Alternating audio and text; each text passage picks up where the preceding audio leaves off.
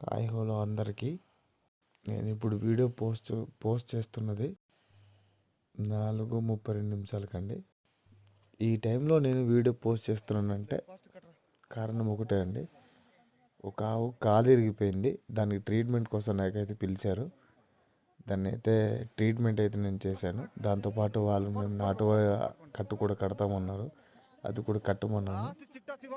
చూడవచ్చు దాన్ని ఎంత బాగా ట్రీట్మెంట్ చేసి ఒక సాటిస్ఫాక్షన్ కోసం ఆ ట్రీట్మెంట్ అంటే నేనైతే ఆ ట్రీట్మెంట్ చేసిన తర్వాత ఆవు లెగలేకపోద్దాం అనుకున్నాను, కానీ నా అదృష్టం బాగుండి చూడండి ఆవు ఎలా అయితే లేచిందో చూపిస్తాను చూడండి. వీడియో అయితే చివరి వరకు చూడండి, ఎలా ఉందో కామెంట్ చేయండి.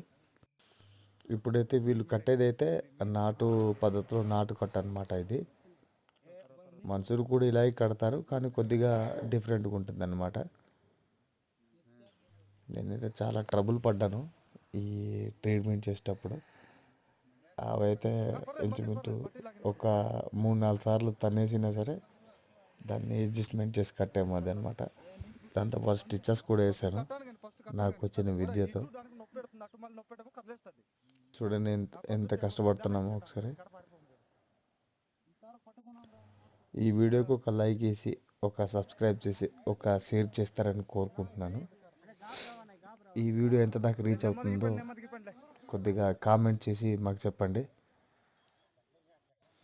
ఇక్కడ ఈ కుట్లు అంటే తాళ్ళు అయితే ఇప్పదీసే టైంలోనే కొద్దిగా భయపడ్డాను. ఎందుకంటే దాన్ని ట్రీట్మెంట్ చేస్తున్నాను కదా, ఏమన్నా మళ్ళీ రివర్స్ అయినా మీదకి వస్తుందేమో అనుకున్నాను, కానీ అలాంటిదేం జరగలేదు. కానీ నీట్గా నిల్చుందండి.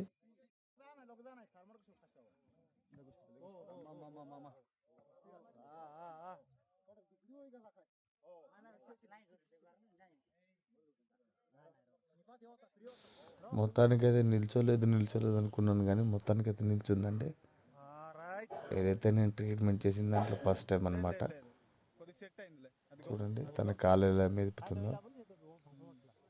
అదే కాలు ఇరిగిపోయింది, కానీ బాగా అయింది. ఇలాంటి మరిన్ని వీడియోస్ కోసం నా ఛానల్ సబ్స్క్రైబ్ చేసి కొద్దిగా సపోర్ట్ చేస్తారని కోరుకుంటున్నాను. నాకైతే ఈరోజు చాలా హ్యాపీగా ఉంది, ఎందుకంటే ట్రీట్మెంట్ చేసింది దాని కాలు సెట్ అయింది. రేపటికైతే కన్ఫర్మ్ వాపు వస్తుంది, అదైతే నేను ఖచ్చితంగా చెప్తాను. ఎందుకంటే తన ఫ్రాక్చర్ అనే కాలు చూస్తేనే నాకు అర్థమైపోతుంది. చూడొచ్చు మీరు కూడా. ఇంత ఇబ్బందులు కూడా అది ఎలా నిలిచిందో నాకైతే అర్థం కావట్లేదు. మనుషులైతే ఇంకా ఏదో రకంగా ఏదో పడుకోవాల్సిందే.